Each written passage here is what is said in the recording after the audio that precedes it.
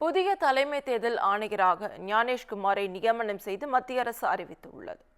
இந்திய தலைமை தேர்தல் ஆணையராக தற்போதுள்ள ராஜீவ்குமார் இன்று ஓய்வு பெறுகிறார். இதன் காரணமாக புதிய தலைமை தேர்தல் ஆணையரை தேர்வு செய்வதற்கான தேர்வுக்குழு கூட்டம் பிரதமர் மோடி தலைமையில் டெல்லியில் நேற்று நடைபெற்றது.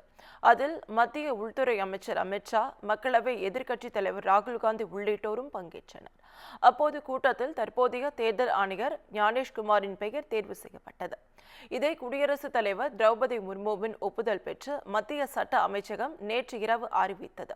மற்றொரு அறிவிப்பில் விவேக் ஜோஷி இந்திய தேர்தல் ஆணையத்தின் தேர்தல் ஆணையராக நியமிக்கப்பட்டுள்ளார் என்று கூறப்பட்டுள்ளது.